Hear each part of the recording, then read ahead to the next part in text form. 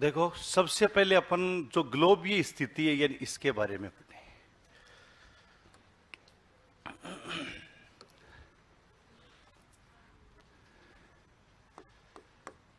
कि राजस्थान की जो ग्लोबीय स्थिति, इसका आंसर अभी आएगा। इसका आंसर ऐसे नहीं लिखना।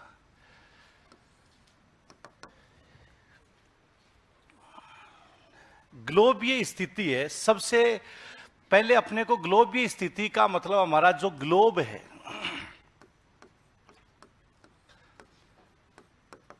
इसके बारे में अपने को थोड़ा सा ध्यान रखना कि ग्लोब क्या है, यानी किसे कहते हैं ग्लोब। तो भाई पृथ्वी को तो अपन एक साथ देख नहीं सकते, इसलिए पृथ्वी का एक मॉडल तैयार किया गया जिसको अपन क्या कहते हैं, पृथ्वी का प्रतिरूप कह सकते हैं, या अपन ये कहें कि उसको क्या कहा जाता है, मॉडल। कि पृथ्वी का प्रतिरूप या मॉडल क्या कहलाएगा, ग्लोब कहलाता है। और इस ग्लोब को सबसे पहले सर्वप्रथम बनाने वाला व्यक्ति था, उसका नाम था मार्टिन बहम। कि मार्टिन बहम नाम का व्यक्ति है, उसने सबसे पहले क्या बनाया था, ग्लोब। किस पे, शुतुरमुर्ग के अंडा। दुनिया में वो चिड़िया जो सबसे बड़ा अंडा देती है वो कौन सी है, शुतुरमुर्ग। अपना जैसे नारियल होता है ना, ये जैसे गुब्बारे इतना बड़ा अंडा देती है, उस पर चित्र बनाने का काम किसने किया, मार्टिन बहम। ये नहीं कि तुम सोचोगे तीतर के अंडे पे बनाया था, वो नहीं। हाँ, वो तो फूट जाएगा पेन चलाने से पहले। जो शुतुरमुर्ग का जो अंडा होता है उसको फोड़ना पड़ता है, बहुत ज्यादा सॉलिड होता है। बुशमैन जनजाति के लोग तो उसको लोटे की जगह काम में लेते हैं। पानी पीने का लोटा होता है ना, उसमें पानी रखते हैं, इतना काम में लेते हैं उसको। उस पे इसने बनाया। और क्या बनाया, इस पर काल्पनिक रेखाएं, जो ग्लोब होता है उस पर काल्पनिक रेखाएं होती है या वास्तविक रेखाएं, कौन सी होती है, काल्पनिक रेखाएं बनाई। अब वो काल्पनिक रेखाएं आपको ध्यान रखना है कि कौन कौन सी आती है, यानी काल्पनिक रेखाएं। और काल्पनिक रेखाएं एक तो अक्षांश और दूसरी क्या है, देशांतर।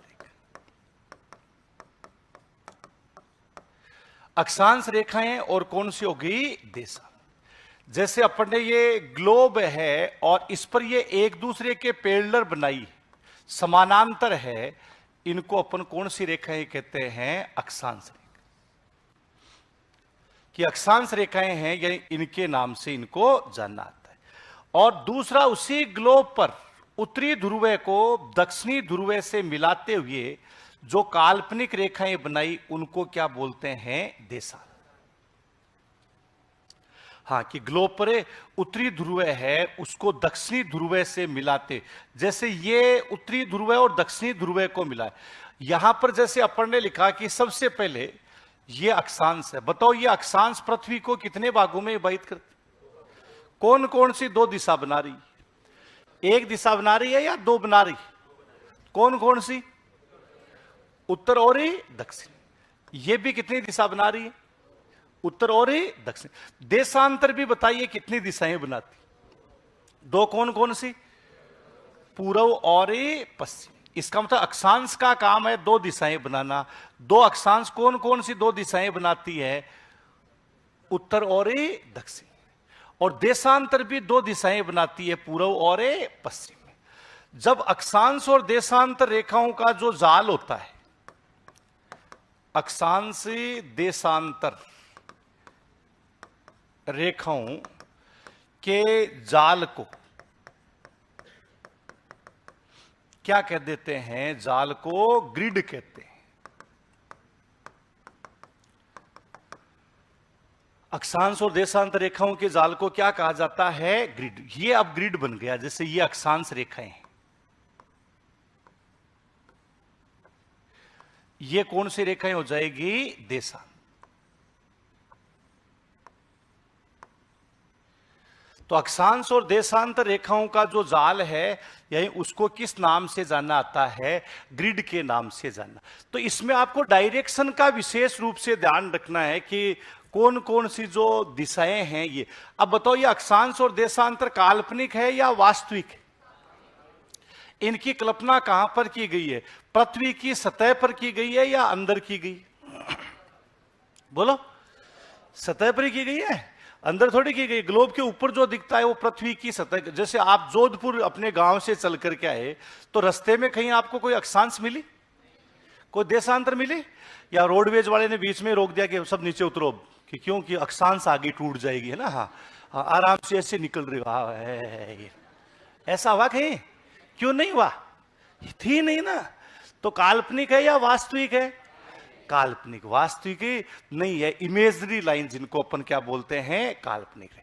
अब जैसे सबसे पहला ग्लोब, राजस्थान की ग्लोब ये स्थिति अपन देखें, हाँ, कि हमारा राजस्थान है, यानी उसकी ग्लोब पर स्थिति अपन देखते हैं। जैसे ये ग्लोब है, ये 0 डिग्री है। 0 डिग्री का मतलब कौन सी रेखा हो गई? भूमध्य रेखा। बताओ, भूमध्य रेखा पृथ्वी को कितने भागों में विभाजित कर रही है? 1 या 2? 2 कौन कौन सी दिशा है? उत्तर और दक्षिण। बताओ, भूमध्य रेखा अक्षांश रेखा है या देशांतर रेखा? अक्षांश या देशांतर? तो यहां पर जैसे हमारा ये राजस्थान है, बचो, राजस्थान भूमध्य रेखा के कौन सी दिशा में है? बोलो, उत्तर में है या उत्तर पूर्व में? कौन से में? उत्तरी तो होगा। अरे पूर्व थोड़ी आएगा। ये 2 दिशाई अक्षांश कितनी बनाती है? 2। उत्तर और कौन सी होती है? दक्षिण। तो उत्तर में है या उत्तर पूर्व में लिखोगे? उत्तर में। उत्तर पूर्व नहीं होता है, कौन सा होता है? उत्तर। इसके बाद देशांतर, ये यहां पर अपन ने लिखा है, ये भी 0 डिग्री है। इसको ग्रीनविच रेखा बोलते हैं। कौन सी रेखा बोलेंगे? ग्रीन। बताओ, ग्रीनविच रेखा पृथ्वी को कितने भागों में विभाजित कर रही है? 2 कौन कौन सी? पूर्व और पश्चिम। तो बताइए, ग्रीनविच रेखा के हमारा राजस्थान कौन सी दिशा में? कौन से में? पूर्व दिशा। भूमध्य रेखा के कौन सी दिशा? कौन से में? यानी उत्तर दिशा। भूमध्य रेखा के उत्तर में है, ग्रीनविच रेखा के कौन सी दिशा में हो गया? पूर्व। इसका मतलब उत्तर पूर्व में हो गया। ग्लोब पर, ये अब क्वेश्चन आता है, ग्लोब पर हमारा राजस्थान कौन सी दिशा में है? बोलो, उत्तरी गोलार्ध की पूर्व दिशा में, जिसको अपन क्या बोलते हैं? उत्तरी पूर्व। ये हमारे राजस्थान की ग्लोब की स्थिति। 3 क्वेश्चन है यहां पर। भूमध्य रेखा के तो कौन सी दिशा में आएगा? उत्तर। ग्रीनविच रेखा के कौन सी दिशा में है? पूर्व। और ग्लोब पर कौन सी दिशा में आता है? उत्तरी पूर्व। कौन सा हो गया? उत्तर। उत्तर पूर्व का मतलब कौन सा कोण हुआ? बोलो, ईशान्य कोण। कौन सा कोण हो गया? यानी ईशान्य कोण है। यानी इसके बारे एक तो अपन ने यहां पर ये लिखा, जो पीछे क्वेश्चन था उसी की एक्सप्लेन भी होगी, व्याख्या होती चलेगी उसमें। तो सबसे पहले ग्लोब। ग्लोब का मतलब पृथ्वी का क्या होता है? प्रतिरूप या मुठ। सबसे पहले ग्लोब किसने बनाया? इस पर कौन सी रेखाएं होती है? कौन कौन सी? अक्षांश और हाँ, अक्षांश और देशांश। आपको यहां कोई मतलब नहीं अक्षांश क्या है, इतना ही ध्यान रखना। अक्षांश 2 ही दिशा बना रही, उत्तर और कौन सी होगी? दक्षिण। जो उत्तर में होते हैं वो उत्तरी अक्षांश कहलाते हैं, और जो दक्षिण में होते हैं वो कौन से अक्षांश कहलाते हैं? और देशांतर भी कितने हैं? 2। पूर्व और कौन सा हो गया? पश्चिम। ये पूर्वी देशांतर और कौन सा हो जाएगा? यानी पश्चिमी देशांतर है इसके। हाँ, तो पहले इतना उतार लीजिए, फिर अपन अक्षांश की स्थिति आपको लिखवाता हूं।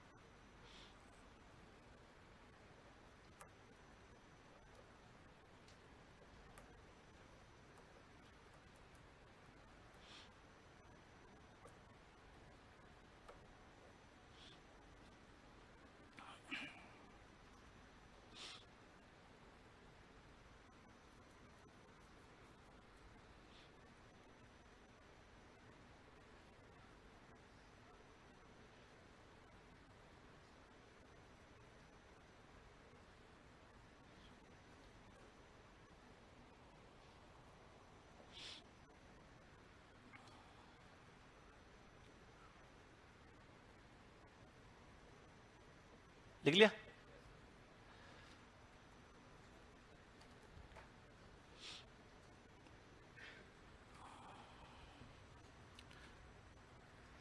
अब जैसे राजस्थान की ग्लोबीय स्थिति सबसे पहला, और फिर उसमें राजस्थान की अक्षांशीय स्थिति भी निकालेंगे और देशांतरीय स्थिति है यानी इसके बारे में। तो लिखो आप ग्लोबीय स्थिति लिख करके लिखो। हाँ, राजस्थान की ग्लोबीय स्थिति।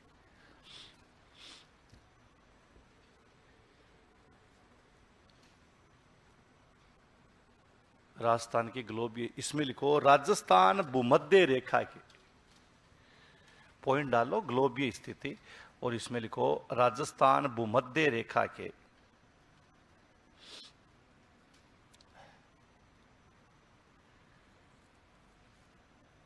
उत्तर में स्थित है।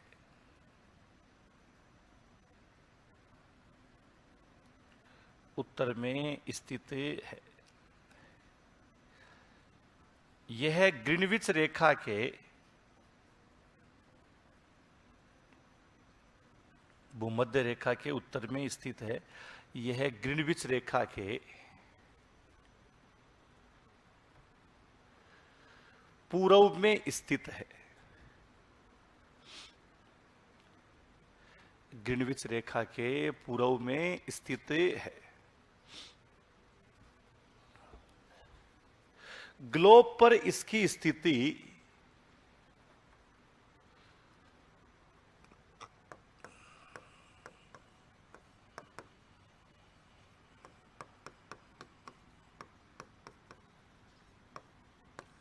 ग्लोब पर इसकी स्थिति उत्तरी पूर्वी गोलार्ध में है।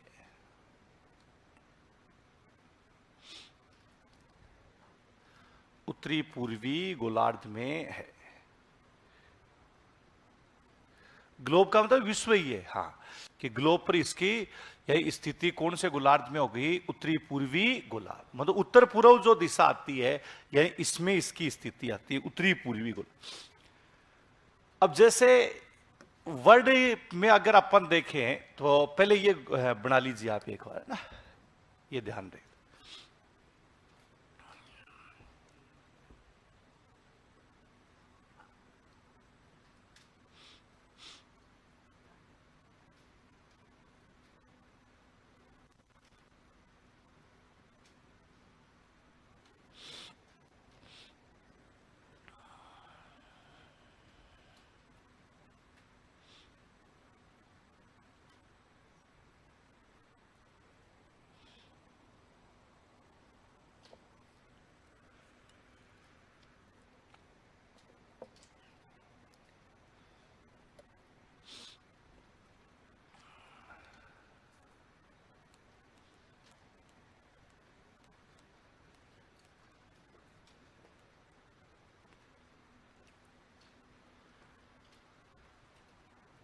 तो विश्व का जो मानचित्र है यानी इसमें भी आपको यही ध्यान रखना है कि विश्व के मानचित्र पर राजस्थान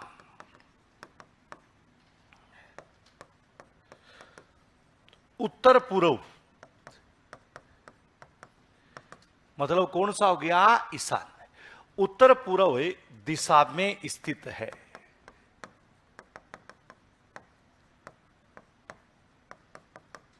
हाँ, कि विश्व के मानचित्र पर हाँ राजस्थान कौन सी दिशा में है? उत्तर पूर्व दिशा में स्थित है। ये लाइन भी आप लिख सकते हो कि विश्व के मानचित्र, विश्व के मानचित्र पर राजस्थान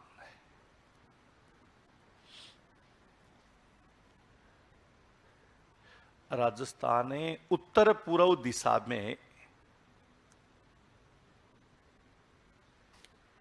उत्तर पूर्व दिशा में मतलब ईशान्य उत्तर पूर्व दिशा में स्थित है। जैसे यहां पर अपन ने लिखा कि ये जैसे वर्ल्ड मैप है अपना, ये इक्वेटर 0 डिग्री, और इसका मतलब यहां पर जैसे ये इंडिया यानी राजस्थान गोला आपको मैंने लगाया, ये राजस्थान है, और प्राइम मेरिडियन का मतलब यह है ग्रीनविच रेखा। तो भूमध्य रेखा के उत्तर में है और ग्रीनविच रेखा के कौन सी दिशा में हो गया? पूर्व। इसका मतलब मानचित्र पर आपको ध्यान रखना है कि कौन सी दिशा में आता है, यानी उत्तर पूर्वी दिशा है। जैसे उदाहरण के रूप में अपन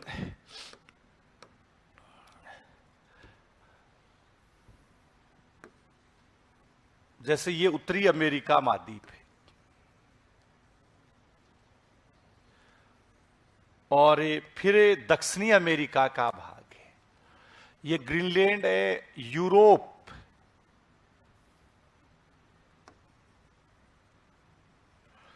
और फिर है अफ्रीका महाद्वीप।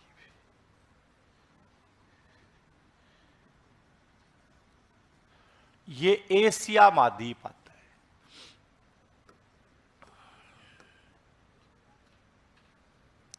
ऑस्ट्रेलिया का क्षेत्र। अब इसमें जैसे ये 0 डिग्री, 0 डिग्री का मतलब कौन सी रेखा होगी? भूमध्य रेखा। यहां पर अपन ने लिखा है कि ये भी 0 डिग्री,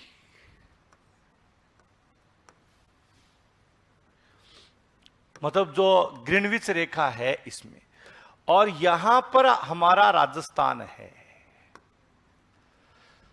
इसका मतलब राजस्थान की स्थिति है भूमध्य रेखा के उत्तर में, ग्रीनविच रेखा के कौन सी दिशा में होगी? पूर्व। लेकिन केवल अगर एशिया महाद्वीप की स्थिति देखें तो ये यहां पर एशिया और यूरोप है, इसको अलग करने वाला एक पर्वत आता है जिसका नाम क्या है? यूराल। और एक सागर है जिसका नाम क्या हो गया? कैस्पियन। इसका मतलब यह है कि ये पूरा का पूरा जो भाग है किसका है? एशिया। तो एशिया मतलब ये इतना भाग एशिया का है।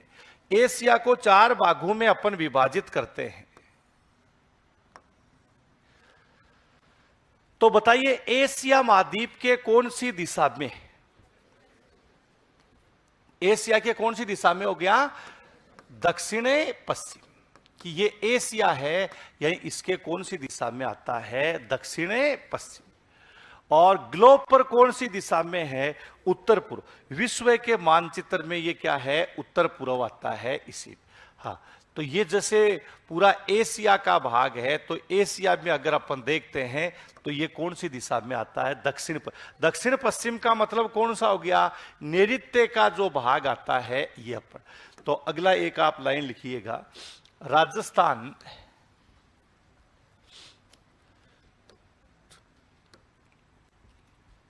राजस्थान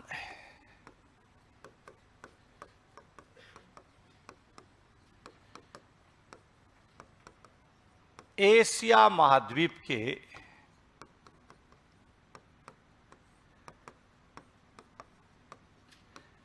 दक्षिण पश्चिम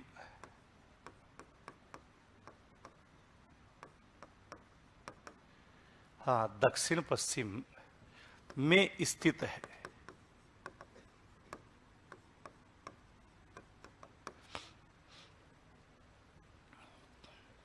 दक्षिण पश्चिम में स्थित है कि राजस्थान एशिया महाद्वीप के दक्षिण पश्चिम है, जिसको अपन नैऋत्य के नाम से जानना आता है, दक्षिण पश्चिम दिशा में स्थित है। ये तो ग्लोब, ये जो स्थिति है यानी इसके बारे में। अब अगला जैसे स्थिति इसकी अपन लिखते हैं कि भारत,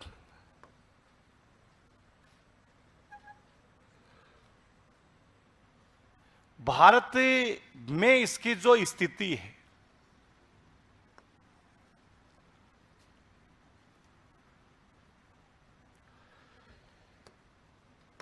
जैसे ये 0 डिग्री, 0 डिग्री का मतलब कौन सी रेखा है? भूमध्य रेखा। ये कौन सी रेखा है? कर्क रेखा है। ट्रॉपिक ऑफ कैंसर, यानी कौन सी रेखा होगी? कर्क रेखा। और यहां पर आप ये देख रहे हैं ये हमारा राजस्थान है। इसका मतलब भी कर्क रेखा राजस्थान से गुजरती है या नहीं गुजरती? क्या राजस्थान के मध्य से गुजरती है?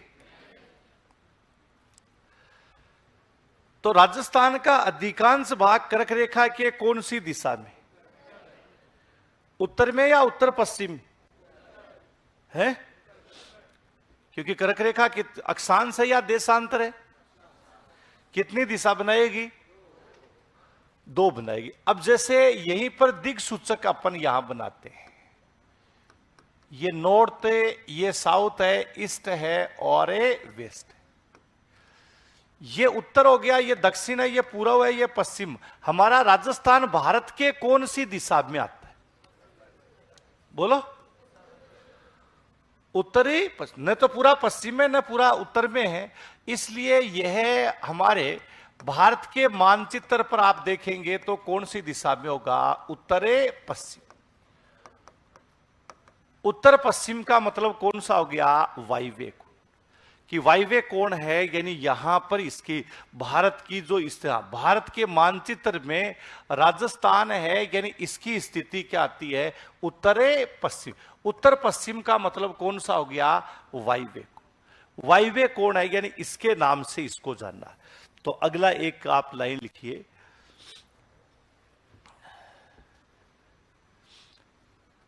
राजस्थान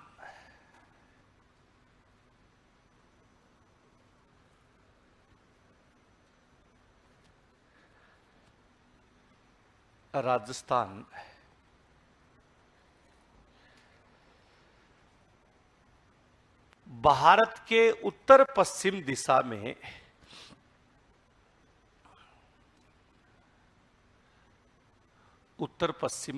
में वायव्य लिख लेना, उत्तर पश्चिम दिशा में स्थित है।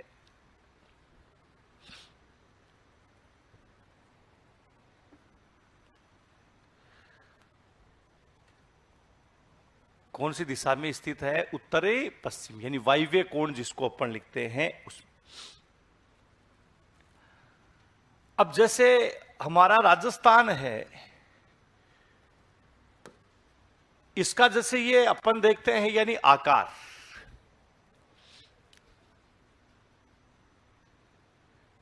तो राजस्थान का जो आकार है, यही वो किस प्रकार का है ये आपको देखना है। एक पतंग के समान, यानी जिसको अपन कौन सा कह सकते हैं? विषम कोणी चतुर्भुज, यानी रोम्बस कहा जाता है। एज ए काइट, पतंग जो उड़ाते हैं अपन, है ना, उस पतंग के समान इसका क्या है? आकार।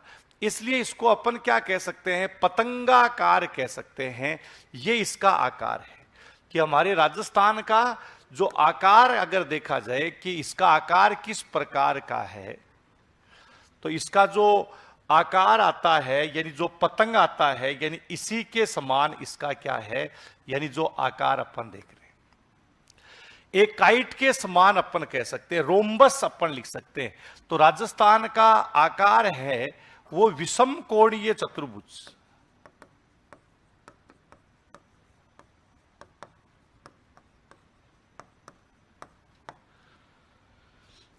यानी जिसको रोम्बस कहा जाता है, पतंग के समान इसका आकार है। और यह आकार निर्धारित करने का कार्य किसने किया? T.H. हेनरी। हमारा जो भारत है, इसका आकार चतुष्कोणीय है।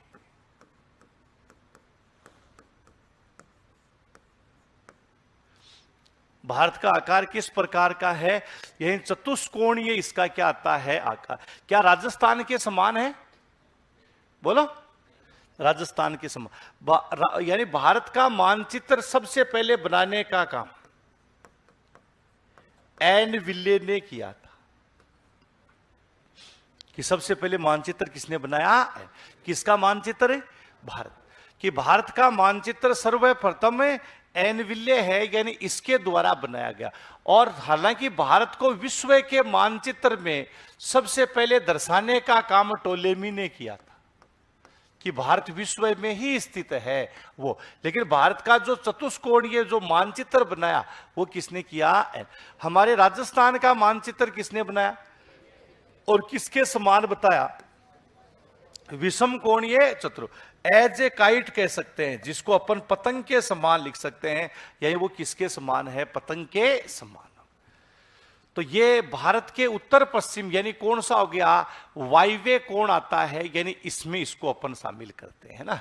अभी राजस्थान का आकार आपको ध्यान रखना है किस प्रकार का है, विषम कोणीय चतुर। तो एक आप लिखिएगा राजस्थान का आकार।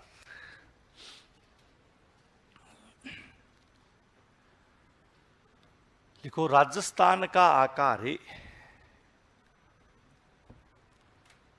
राजस्थान का आकार है विषम कोणीय चतुर्भुज, यानी रोम्बस जिसको बोलते हैं, विषम कोणीय चतुर्भुज। अंग्रेजी में रोम्बस लिखते हैं, हाँ विषम कोणीय चतुर्भुज, अर्थात पतंग के समान है, पतंग के समान है।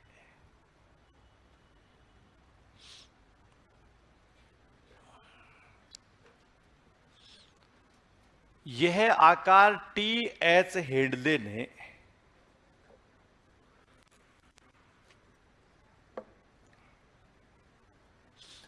यह आकार टी एच हेडले ने निर्धारित किया। हाँ, टी एच हेडले ने निर्धारित किया। हेडले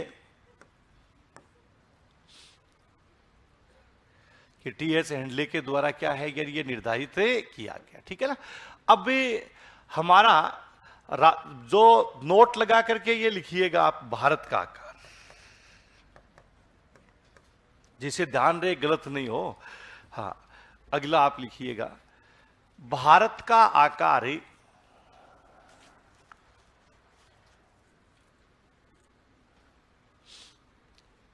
भारत का आकार चतुष्कोणीय।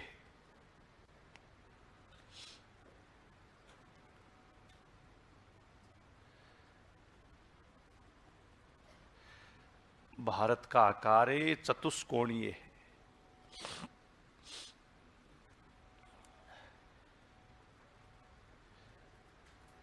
यह आकार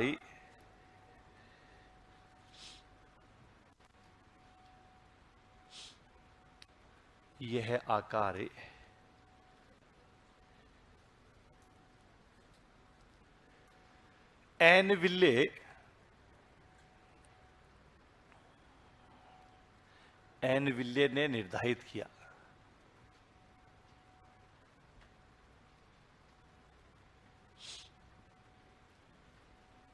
मतलब सबसे पहले मानचित्र भारत का किसने बनाया? एनविले। भारत को विश्व के मानचित्र पर सबसे पहले किसने दर्शाया?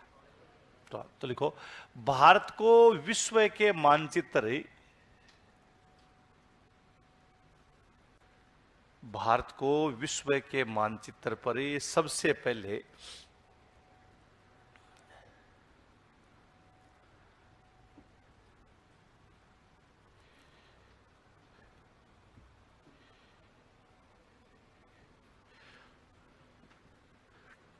हाँ, सबसे पहले टोलेमी ने दर्शाया।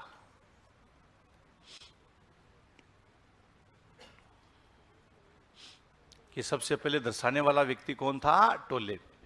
कि टोलेमी है, यानी इसने दर्शाया। तो ये अपन ने जो दोनों का आकार प्रकार है, यानी इसके बारे में अपन ने देखा। अब इसके बाद जैसे ये तो आकार है, यानी उत्तर पश्चिम वगैरह, ग्लोब और मानचित्र पर इसकी स्थिति अपन ने। अब हमारा जो पहला क्वेश्चन आता है जो अपन ने लिखा था, सबसे पहले हमने लिखा था कि राजस्थान भूमध्य रेखा के उत्तर पूर्व में स्थित है। क्या ये सही है? क्यों, क्या गलत है?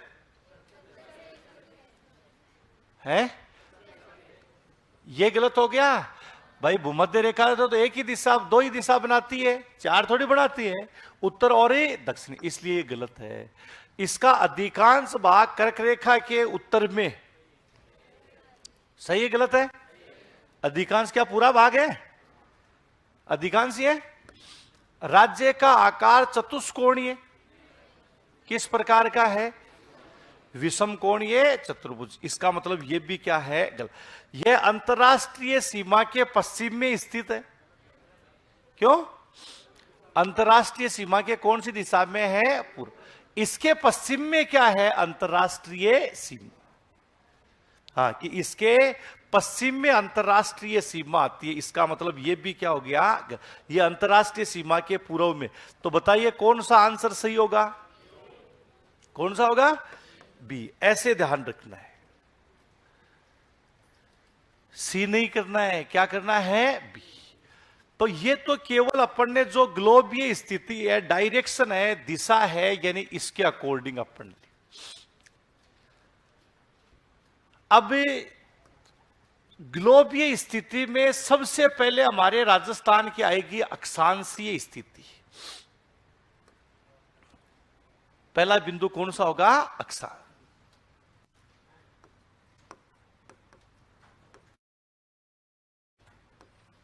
यानी अक्षांशीय स्थिति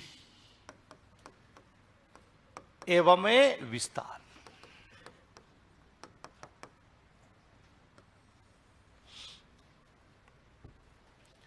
बताओ कि राजस्थान उत्तरी गोलार्ध में है अक्षांशीय आधार पर, उत्तरी गोलार्ध में है या दक्षिणी गोलार्ध में?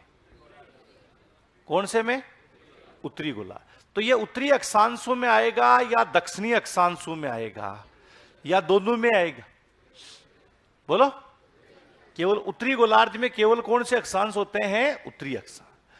तो यहां पर सबसे पहले जैसे इसकी हम राजस्थान है, यानी इसकी अक्षांशीय जो स्थिति है, यानी वो अपन निर्धारित करेंगे। तो अक्षांशीय जो स्थिति उत्तरी, राजस्थान में दिशा दक्षिण भी होगी, लेकिन अक्षांशीय आधार पर अपन देखेंगे तो आपको यह ध्यान रखना है, यह राजस्थान का दक्षिणी बिंदु है।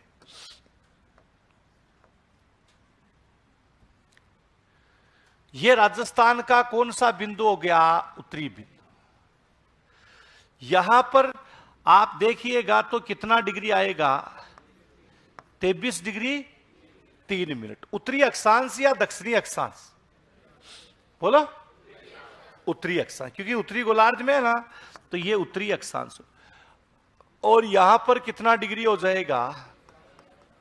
30 डिग्री 12। ये अक्षांशीय स्थिति है। तो सबसे पहले जैसे अक्षांशीय स्थिति अपन ने लिखी कि 23 डिग्री 3 मिनट उत्तरी अक्षांश से 30 डिग्री 12 मिनट उत्तरी अक्षांश, यह है अक्षांश। अब विस्तार की बात करनी है। क्या हमारे राजस्थान से 23 डिग्री अक्षांश रेखा गुजरती है? क्या ये बताओ? बोलो। 23 डिग्री अक्षांश रेखा गुजरती है या नहीं गुजरती? 24, 25, 26, 27, 28, 29 भी, 31। तो ये जैसे अपन ने लिखा कि 24, 25, ये 26 आ रहा है, 27 है, 28, 29 और कौन सा हो गया? 30। मतलब ये गिने अपन 1, 2, 3, 4, 5, 6 और कितना है? 7। 7 तो डिग्री हो गया। ये 12 मिनट ज्यादा, इधर 3 मिनट कम भी था। तो यहां पर आप देखिएगा कि हमारा राजस्थान है, इसकी ये जो स्थिति अपन देखते हैं, 23 डिग्री 3 मिनट से लेकर के यहां तक कितना डिग्री हो जाता है? 30 डिग्री 12। तो विस्तार मतलब कितनी अक्षांश रेखा? जैसे उत्तरी गोलार्ध में 90 अक्षांश हैं, तो उनमें से हमारे राजस्थान में आप देखिएगा कि 23 डिग्री 3 मिनट है। क्या इसको ऐसे लिख सकते? लिख सकते हैं? है? कह लिख सकते हैं। सही है। तो ये क्या 23 डिग्री 3 मिनट है या 30 मिनट है? इसको यू लिख सकते हैं। अब कोई अंतर हुआ? तो ये यहां पर 12 में से 3 घटाए तो कितने आ जाएंगे? 9। 30 में से 23 घटाओगे तो कितने हो जाएंगे? 7। इसका मतलब 7 तो डिग्री है और 9 मिनट है, कि 60 डिग्री और 9 मिनट अक्षांश है, वो कहां से गुजरते हैं? हमारे राजस्थान। ये अक्षांशीय विस्तार है 60 डिग्री 9 मिनट का, हमारे क्या है? यानी अक्षांशीय विस्तार। अब क्या राजस्थान से कर्क रेखा गुजरती है? मध्य से? कर्क रेखा का मान कितना डिग्री? क्या ये कर्क रेखा है? बोलो, इसके उत्तर में आएगी या दक्षिण में? ये यहां से अपन ने लिखा है कि कर्क रेखा है। कर्क रेखा वास्तविक है या काल्पनिक? काल्पनिक। क्या दिखाई देती है? कर्क रेखा का मेला कब लगता है? हैं? अरे कर्क रेखा का मेला कब लगता है? लगता है? मेला थोड़ी लगेगा, जब दिखती नहीं है तो कहेगा मेला लगेगा। कोई मंदिर थोड़ी बनाया गया है इसका, है रे? हाँ, कोई मेला नहीं लगता। This is a imagery line, काल्पनिक रेखा है। ये डूंगरपुर की सीमा को स्पर्श करती है और बांसवाड़ा के मध्य से ये स्थिति है कि यहां ये ट्रॉपिक ऑफ कैंसर ये इस प्रकार से है, जो डूंगरपुर की सीमा को स्पर्श कर रही है और किसके मध्य से गुजरती है? बांसवाड़ा है, यानी इसके मध्य से गुजरती है। ये इसकी जो स्थिति अपन देख रहे हैं ना, तो यहां कर्क रेखा है, ये डूंगरपुर की सीमा को स्पर्श करती है, बांसवाड़ा के मध्य से गुजरती है। इमेजरी लाइन है, काल्पनिक रेखा है। ये जो 26 किलोमीटर कोई ऑफिशियल नहीं है, टिकाते आए हैं लोग ऐसे ही तो टिका रहे हैं, वही तो बात है ना। हाँ, इसका कोई मेजरमेंट लेने के लिए नहीं गया हुआ है। टोपोग्राफी सीट से जब अपन देखते हैं तो 26 किलोमीटर आती है, स्केल होती है उसके आधार। अब दूसरा आपको कर्क रेखा है, इसके बारे में अपन ने, अब इसी से अक्षांशों से ही ताप कटिबंध का निर्धारण होता है। दूसरा ये बताइए, 1 डिग्री अक्षांश में कितने मिनट अक्षांश होते हैं? कितने होते हैं? 4 मिनट होते हैं। तो यहां पर कितना डिग्री लिखा हुआ है? 23 डिग्री। और ये कितना लिखा हुआ है? 30 डिग्री। 1 डिग्री में कितने मिनट होते हैं? 4। तो ये मूर्ख था कि इसने ये 12 क्यों लिखा? 33 लिख देता नहीं आप? अरे मूर्खो, 1 डिग्री अक्षांश है, उसमें 60 मिनट अक्षांश होते हैं।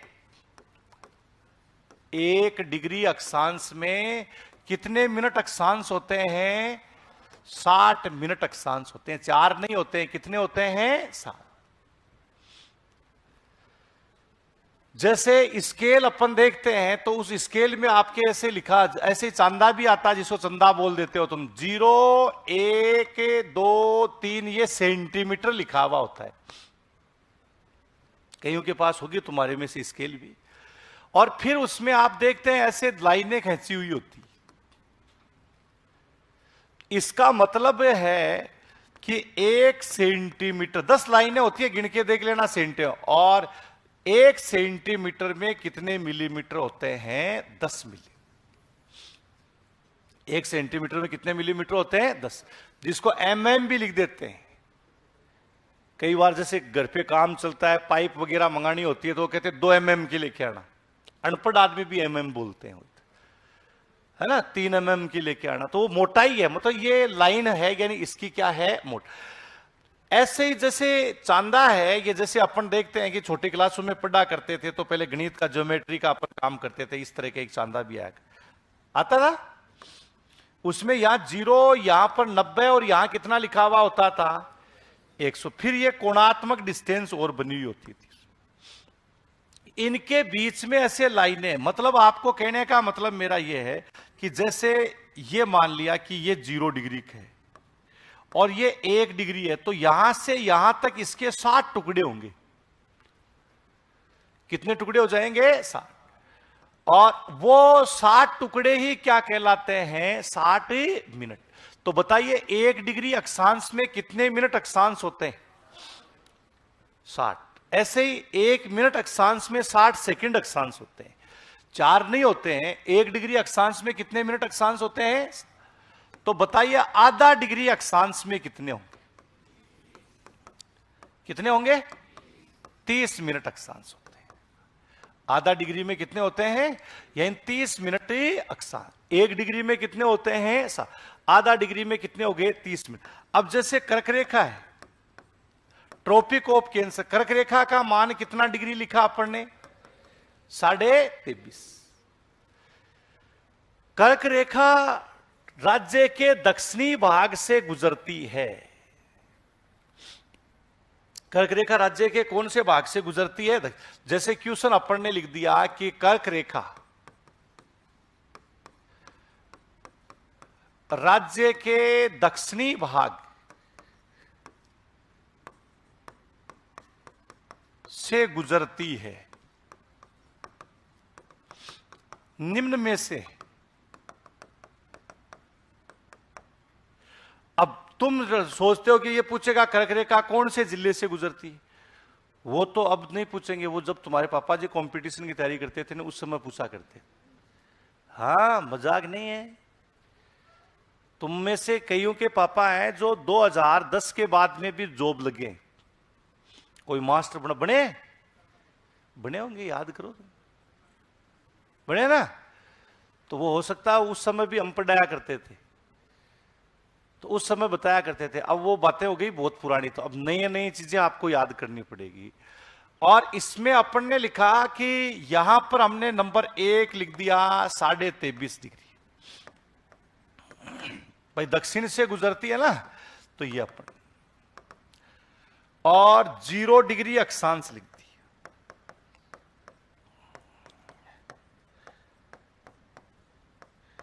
47/2 डिग्री उत्तरी अक्षांश।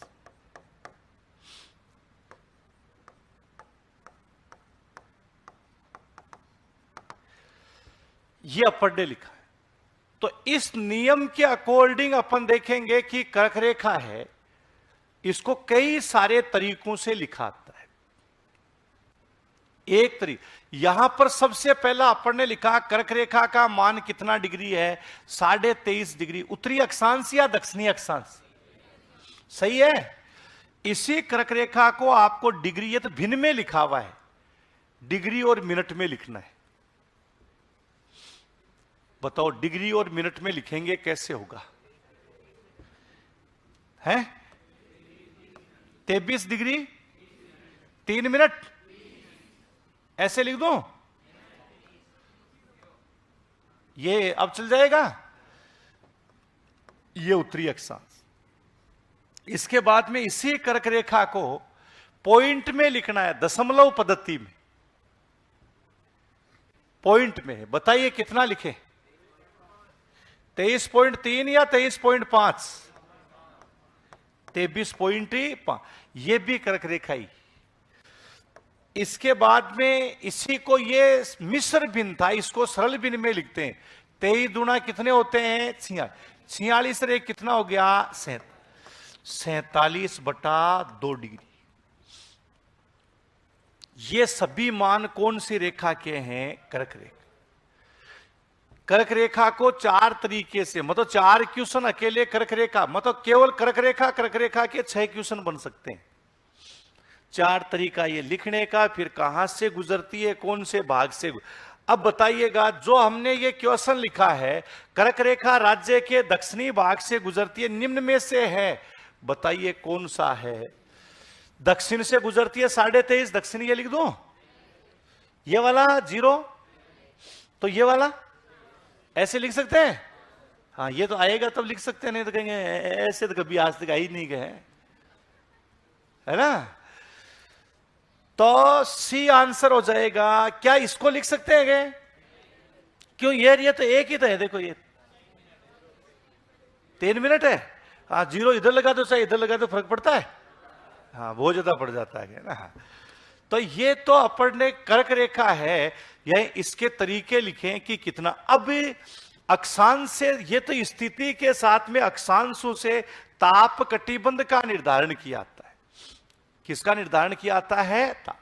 तो एक आपको यानी अक्षांशीय स्थिति 23 डिग्री 3 मिनट, उत्तरी अक्षांश से 30 डिग्री 12 मिनट, ये विस्तार इस तरीके से अपन ने ज्ञात किया। तो कई बार विस्तार भी पूछ लेते हैं, यानी इसके बाद पहले आप इतना उतार लीजिए, फिर एक नीचे लाइन लिखवाता हूं।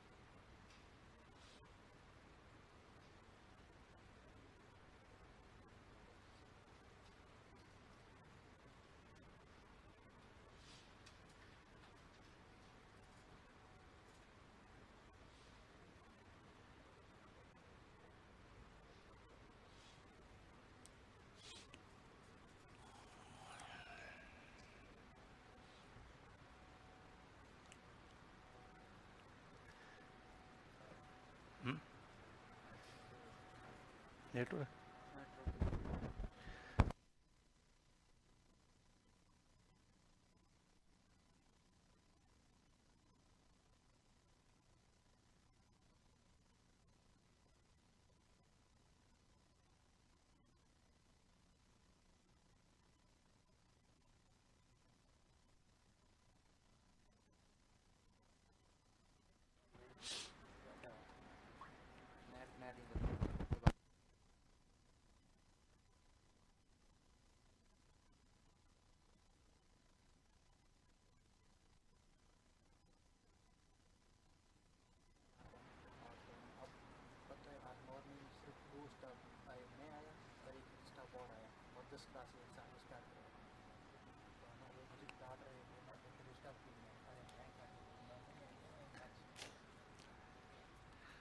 लिख लिया?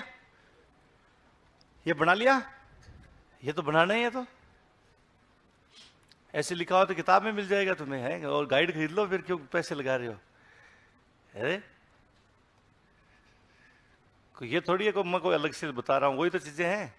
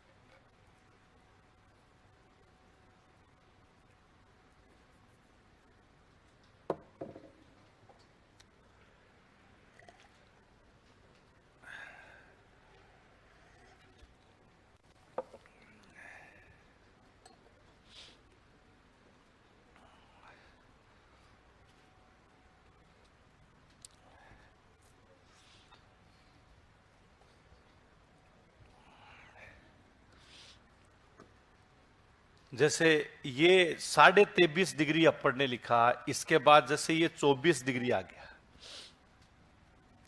फिर यहां से अपन देखें कितना डिग्री हो जाएगा? 25। कितना हो गया? 26। 26 के बाद 27। 27 से आगे कौन सा होगा? 28। 29 और कितना हो जाएगा? 30। ये जो अक्षांश रेखाएं हैं, यानी इनके बारे में अपन लिखेंगे कि जैसे 24 है, 25 है, 26, 27, 28, 29 और 30। ऐसे आप ध्यान रहेगा तो अनुमानित आप पता भी लगा सकते हैं कौन सा जिला कितने डिग्री अक्षांश के आज। जैसे हमने लिखा कि बीकानेर की स्थिति है, ऑप्शन में हमने लिख दिया 30 डिग्री उत्तरी अक्षांश। अगला हमने लिख दिया 28 डिग्री उत्तरी अक्षांश, 25 डिग्री उत्तरी अक्षांश, और इसके साथ में ही 24 डिग्री उत्तरी अक्षांश कौन से के पास होगी? कितना डिग्री हो गया?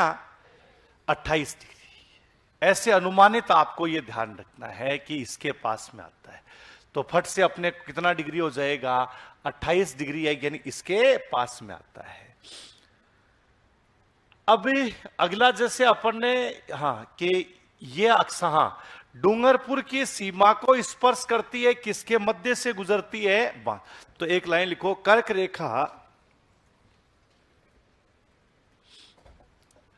कर्क रेखा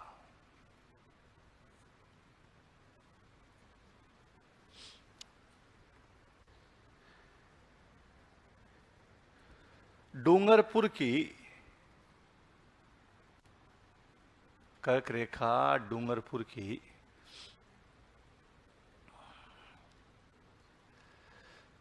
सीमा को स्पर्श करती है, डूंगरपुर की सीमा को स्पर्श करती है और बांसवाड़ा के मध्य से गुजरती है, बांसवाड़ा के मध्य से गुजरती है।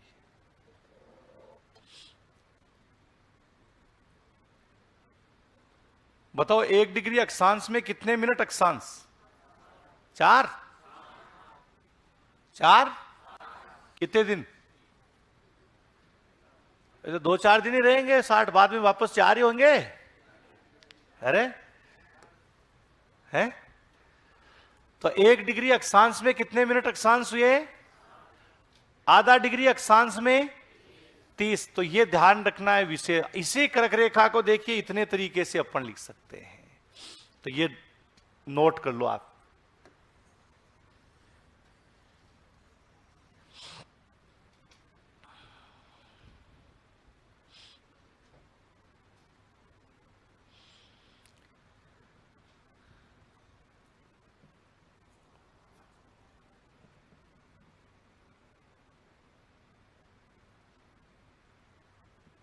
ठंड लग रही है? नहीं लग रही? लग रही है ना? तो मैं नहीं लगेगी, इनके ऊपर वो बर्फ की सिलाएं रखी हुई है।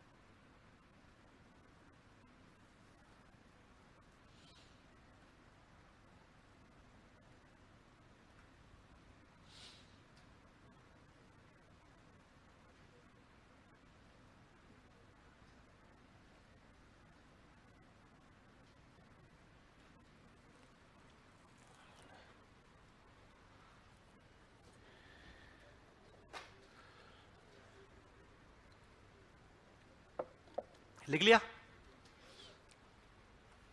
तो ध्यान रखना, इस तरीके से क्वेश्चन उस समय अंधे होकर के 23.5 मत कर देना, ढंग से पढ़ना है ना। अब अक्षांशों से ही ताप कटिबंध का निर्धारण करना होता है।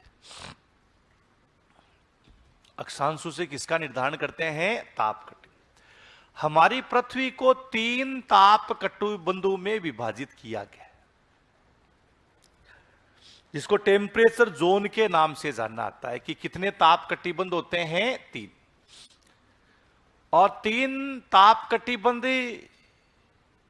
अगर ये अपने समझ में आ गया तो कहीं का कोई सा भी बिंदु पूछे, अपन आराम से क्या है कि किसी भी प्रदेश का ताप कटिबंध बता, बस केवल हमारे पास अक्षांशीय मान होना चाहिए, आराम से अपन किसी भी प्रदेश का कटिबंध ही बता सकते।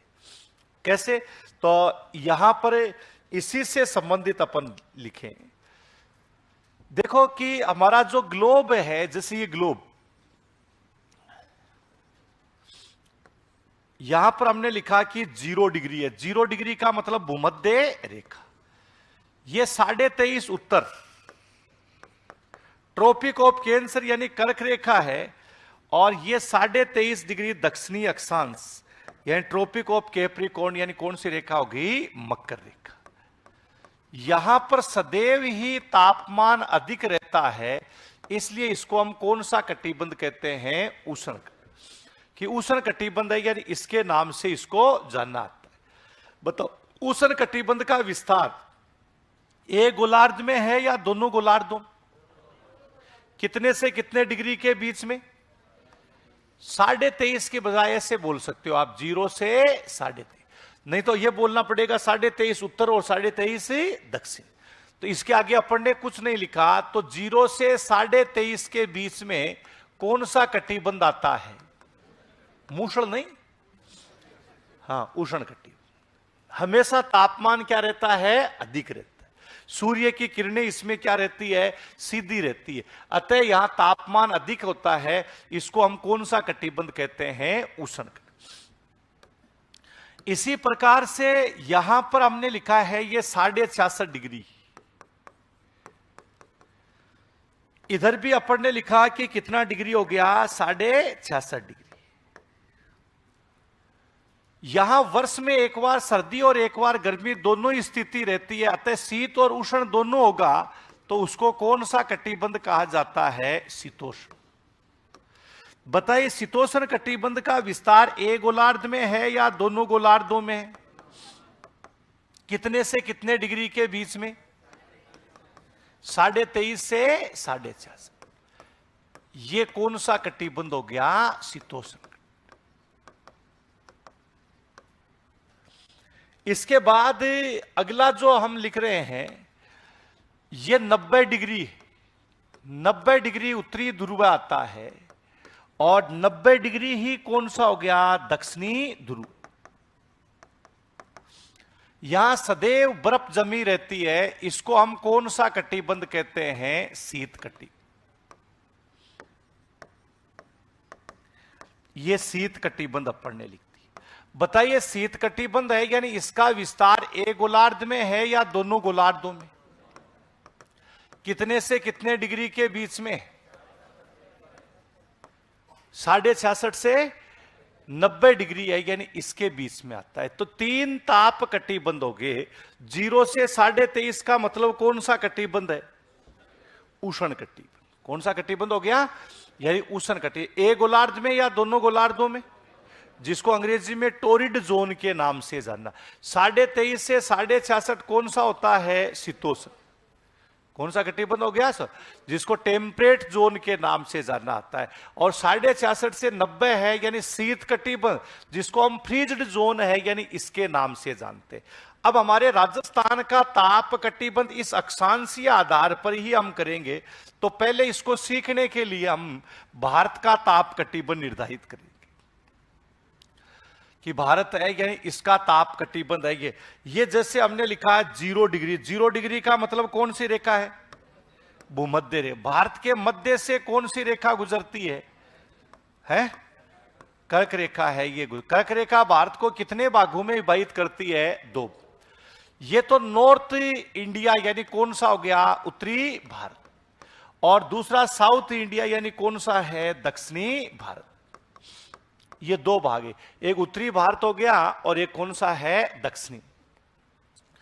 अब आपको यह है कि कर्क रेखा 2 भागों में, भारत की जो अक्षांशीय स्थिति शुरू होती है वो कितने डिग्री से है? 8 डिग्री 4 मिनट से लेकर के 37 डिग्री 6। आपके सामने ये ताप कटिबंध लिखा हुआ है, ये भारत की अक्षांशीय स्थिति लिखी हुई है। आपको ये बताना है कि हमारा भारत कितने कटिबंधों में आता है? बोलो, 1 में या 2 में है? 2 में आता है। तो बताओ, दक्षिणी भारत कौन से कटिबंध में आता है? दक्षिणी भारत है, ये कौन से कटिबंध में आता है? तुम्हें क्या पता उष्ण में आता? ये कितना डिग्री है और ये कितना है? 0 से 23.5 वाला भाग कौन से कटिबंध में आता है? उष्ण। कौन सा कटिबंध हो गया? उष्ण। तो बताइए, उत्तरी भारत कौन से कटिबंध में आता है? कौन से में? कैसे पता चला शीतोष्ण में? 23.5 से 66.5 है, यानी इसके बीच में है। इसको हम कौन सा कटिबंध बोल देते हैं? शीतोष्ण, शीतोष्ण कटिबंध। इसका मतलब भारत दो कटिबंधों में, अगर मान लीजिए भारत की अक्षांशीय स्थिति 10 से 20 डिग्री अक्षांश के बीच में ही होती, 10 से कितने के बीच में होती? 20। फिर भारत कितने कटिबंधों में आता? एक में या दो में? कौन से में? कौन से में?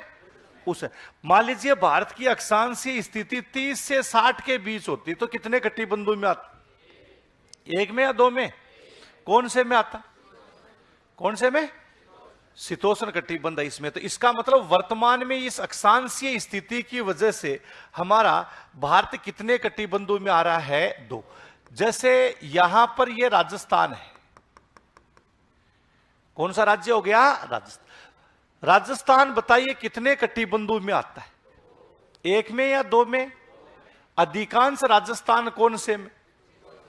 शीतोष्ण कटि। और यह दूर दक्षिणी भाग कौन से कटिबंध में आएगा? कौन से में? इसका मतलब राजस्थान एक कटिबंध में है या दो कटिबंधों में? बताओ। जम्मू कश्मीर कौन से कटिबंध में? कौन से में? शीतोष्ण कटिबंध में है। केरल कौन से में आता है? पंजाब, दिल्ली, तमिलनाडु कौन से में? उष्ण में। असम कौन से कटिबंध में? कौन से में? शीतोष्ण। और राजस्थान कितने कटिबंधों में आता है? कौन कौन से में है? उष्ण और जब एक ही प्रदेश में उष्ण और शीतोष्ण दोनों होते हैं तब उसको उपोष्ण कटिबंध कहा जाता है। शीतोष्ण ही उपोष्ण नहीं होता है।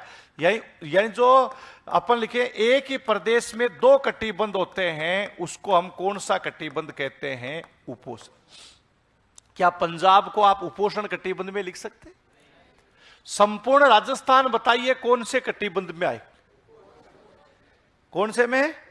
उपोष्ण। उपोष्ण कटिबंध आता। बताइए गंगानगर कौन से कटिबंध में? कौन से में? बांसवाड़ा कौन से में आता है? कौन से में? उष्ण कटिबंध आता है। तो और आप पंजाब को क्या उपोष्ण कटिबंध लिख सकते हो तुम? बोलो। राजस्थान को, मध्य प्रदेश को, मध्य प्रदेश को लिख सकते हो? हाँ, जिनसे कर्क रेखा गुजरती है वो दो कटिबंधों में आते हैं। अतः संपूर्ण भारत कौन से कटिबंध में हो गया? अब देखो उत्तरी भारत है, इसमें गेहूं और चावल की पैदावार होती। किसकी पैदावार होती है? गेहूं और चावल। दक्षिणी भारत है, इसमें रबड़, कॉफी, कहवा का उत्पादन होता है। रबड़, कॉफी और कहवा। तो बताइए गेहूं चावल किस प्रकार की वनस्पति? कौन सी है? शीतोष्ण कटिबंध। और दक्षिणी भारत में रबड़, कॉफी, कहवा का उत्पादन होता है। तो बताइए रबड़, कॉफी, कहवा किस प्रकार की वनस्पति? कौन सी है?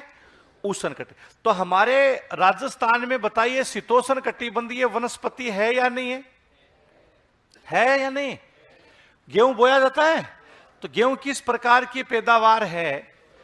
दक्षिणी राजस्थान का भाग है, इसमें मक्का का उत्पादन होता है। तो मक्की किस प्रकार की पैदावार होगी? उपोष्ण। कौन सी आती है? यानी उपोष्ण कटिबंधीय जो पैदावार है ये। तो राजस्थान दो, अगर मान लीजिए राजस्थान की अक्षांशीय स्थिति 30 से 35 डिग्री अक्षांश के बीच में होती तो क्या हम उपोष्ण लिखते? फिर कौन सा लिखते? शीतोष्ण कटिबंध। कौन सा है? अतः राजस्थान की स्थिति आपको यह ध्यान रखना है कि दो कटिबंध है वो अक्षांशीय स्थिति की वजह से ही आता है। ये जैसे आपको एक और अपन ने लिखा कि जैसे 45 से 65 डिग्री अक्षांश है, इसके बीच में स्टेपी घास का मैदान पाया जाता है। बताइए स्टेपी किस प्रकार का घास का मैदान? कौन सा है? शीतोष्ण। 10 से 20 डिग्री के बीच में सवाना घास का मैदान पाया जाता है। बताइए सवाना किस प्रकार का है? कौन सा है? उष्ण कटिबंधीय। कि उष्ण कटिबंधीय जो आता है, ऐसे तुलना भी करवाई जा सकती है कि कौन सा किस प्रकार। इसका मतलब दक्षिणी भारत है यानी इसमें उष्ण कटिबंध, उत्तरी भारत में कौन सा होगा? यानी शीतोष्ण कटिबंध है, यानी इसके बारे में आपको ध्यान। तो ताप कटिबंध अगला जैसे हमें ये अक्षांशीय स्थिति से ही निकाला आता है, तो अगला आपको ये लिखना होगा ताप कटिबंध। बताओ राजस्थान कितने कटिबंधों में आता है? 2 आता है। अधिकांश राजस्थान कौन से कटिबंध में है? शीतोष्ण कटिबंध में है। और दक्षिणी बांसवाड़ा है, यानी जो राज्य का दूर दक्षिणी भाग, ये अपन लिख सकते हैं कि राज्य का सुदूर दक्षिणी भाग,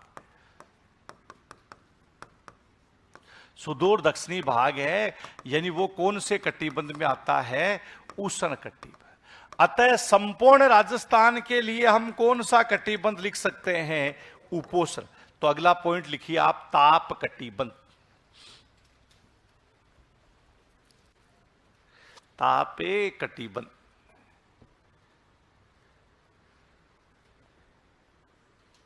इसमें लिखो राजस्थान का अधिकांश भाग ही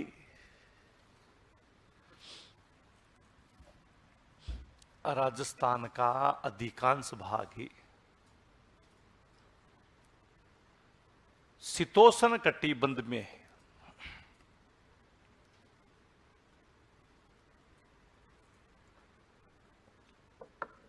अधिकांश भाग शीतोष्ण कटिबंध में है।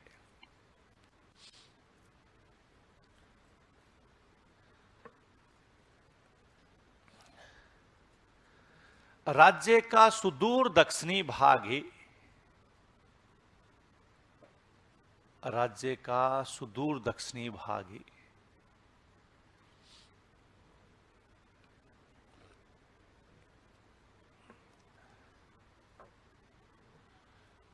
उष्ण कटिबंध में, सुदूर दक्षिणी भाग उष्ण कटिबंध में है। संपूर्ण राजस्थान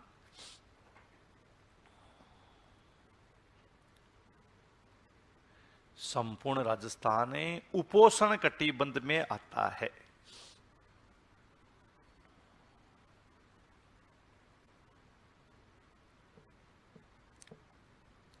उपोष्ण कटिबंध में आता है।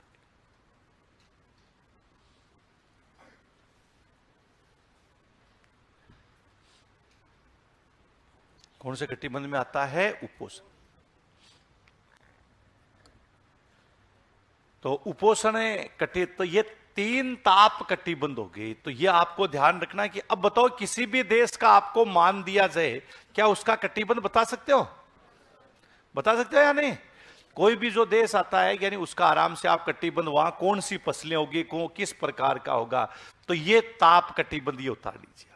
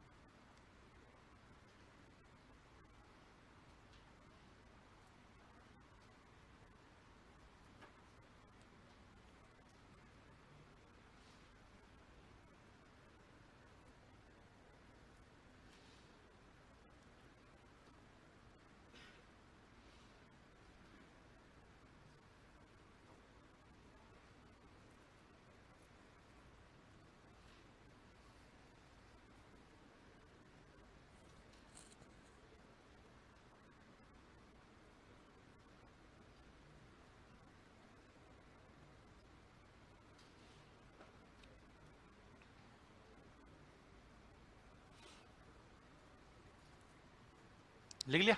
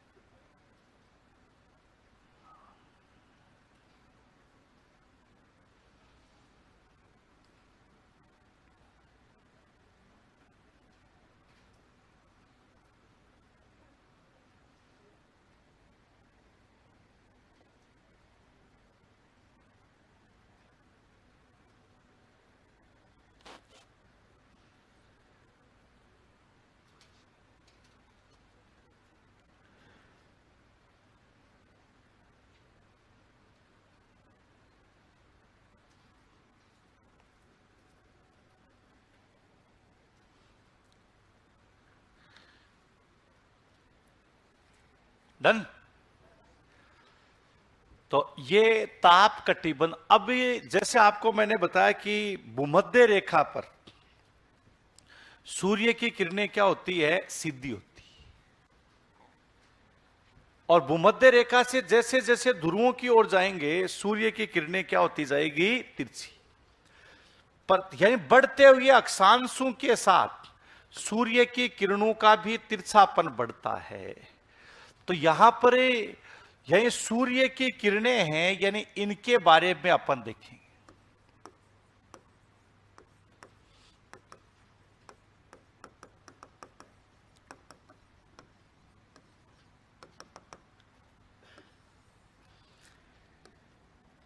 इसमें आपको इस तरीके से अपने को चलना है।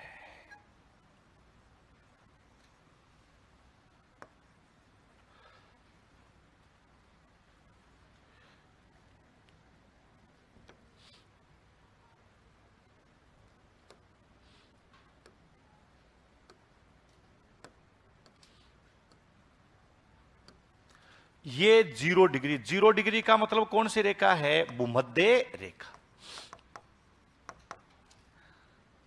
और भूमध्य रेखा पर अपन ने लिखा है कि सूर्य की स्थिति।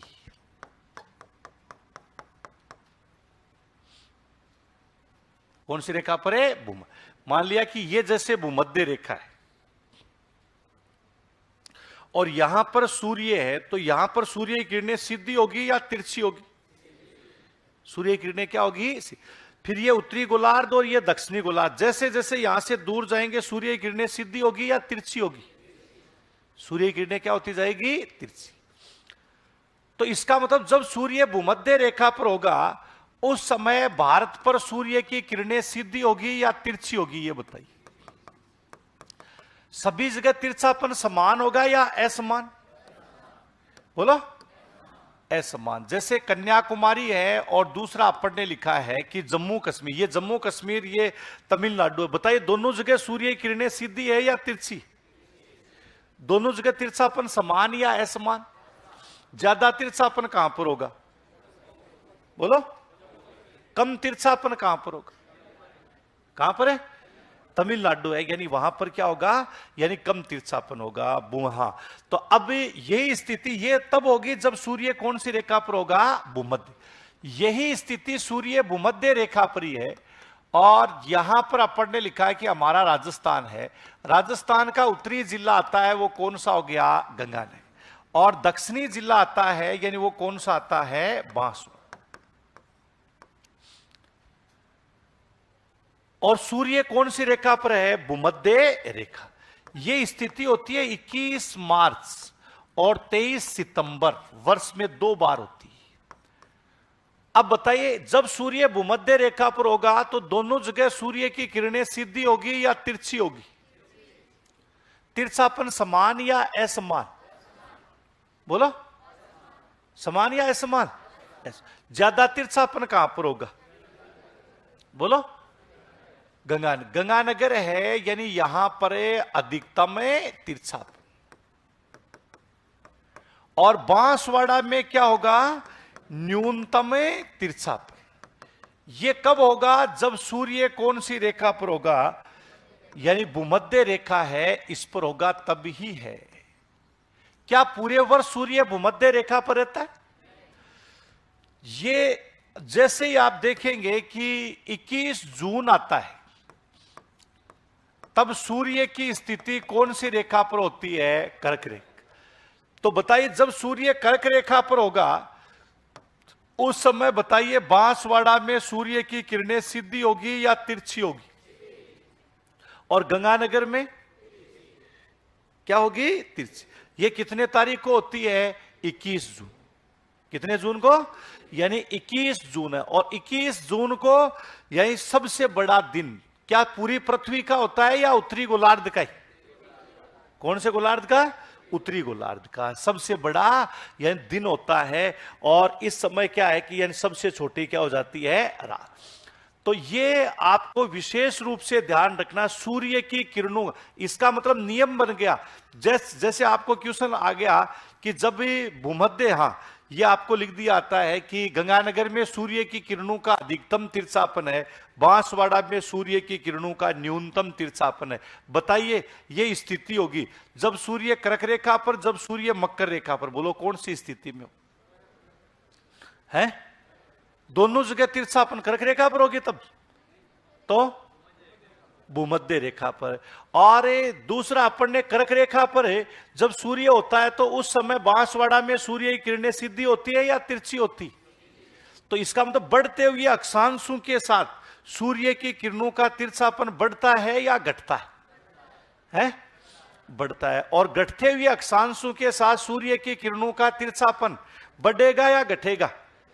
जब अपन गंगानगर से बांसवाड़ा की तरफ आएंगे तो सूर्य की किरणों का तिरछापन बढ़ता है या घटता है? घटता है या बढ़ता है? यहां जैसे गंगानगर से अपन किस तरफ आएंगे? बांस। तो बताइए सूर्य की किरणों का तिरछापन बढ़ेगा या घटेगा?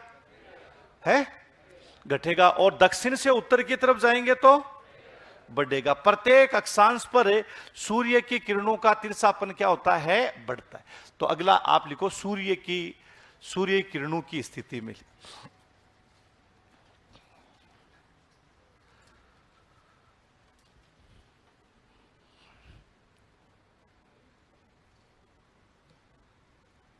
इसमें लिखो आप, भूमध्य रेखा से ध्रुवों की ओर ही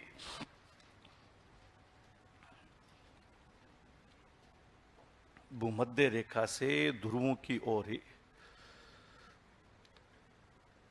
सूर्य की किरणों का, भूमध्य रेखा से ध्रुवों की ओर ही सूर्य की किरणों का तिरछापन बढ़ता है।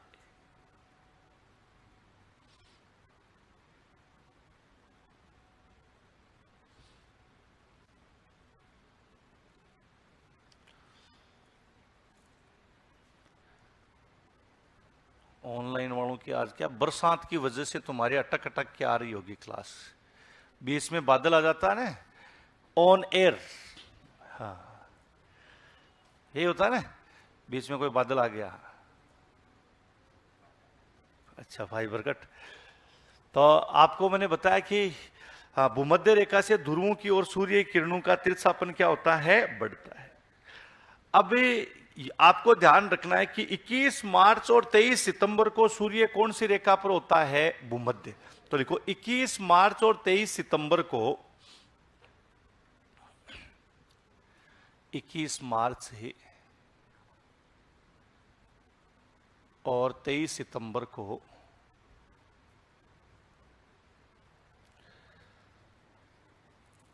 सूर्य की स्थिति भूमध्य रेखा पर होती है।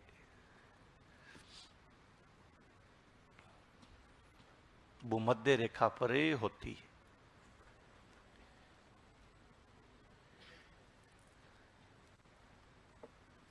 इस समय बांसवाड़ा पर, इस समय बांसवाड़ा पर सूर्य की किरणों का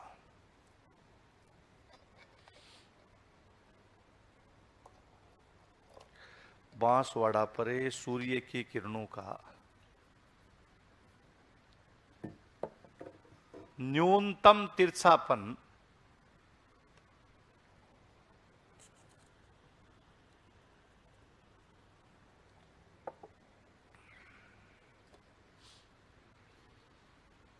न्यूनतम तीर्थापन। और गंगानगर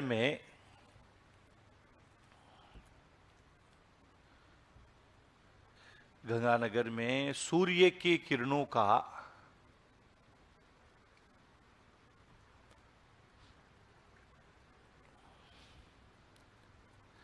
गंगानगर में सूर्य की किरणों का अधिकतम तिरछापन होता है। अधिकतम तिरछापन होता है। यह तो कब होगा? जब सूर्य कौन सी रेखा पर होता है? भूमध्य। और कर्क रेखा पर होने पर बांसवाड़ा में क्या होगी? सूर्य की किरणें सीधी होगी। और इसके साथ में गंगानगर में सूर्य की किरणों का क्या होगा? है तिरछा। तो लिखो 21 जून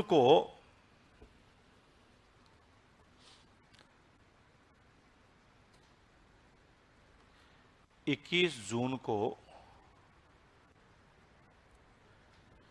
सूर्य कर्क रेखा पर स्थित होता है।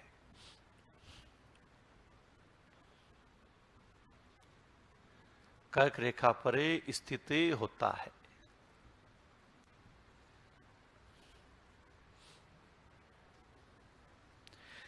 इस समय गंगानगर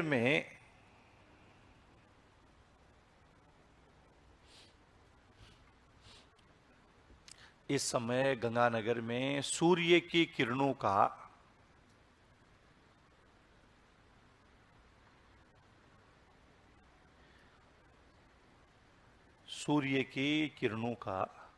अधिकतम तिरछापन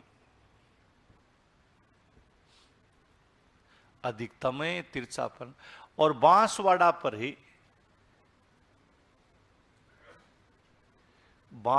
पर सूर्य की किरणें सीधी होती।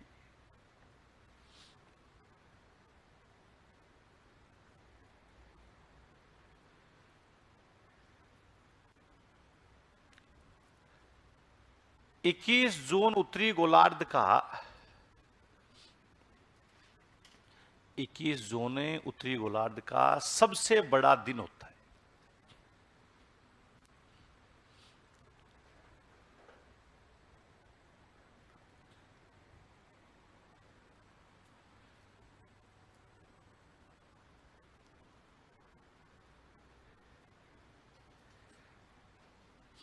अब मुझे यह बताओ कि जब सूर्य मकर रेखा पर होगा, ये इधर मान लिया कि अपन ने मकर रेखा है, तो उस समय राजस्थान पर सूर्य की किरणें सीधी होगी या तिरछी होगी?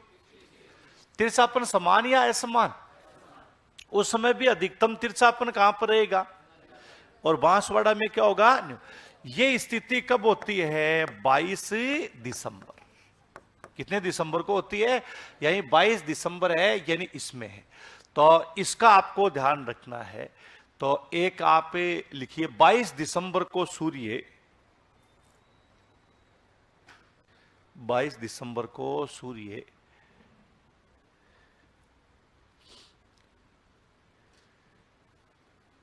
मकर रेखा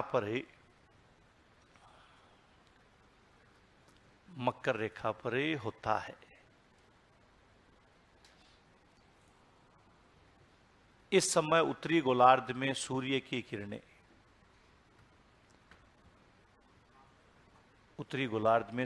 किरणें तिरछी होती है।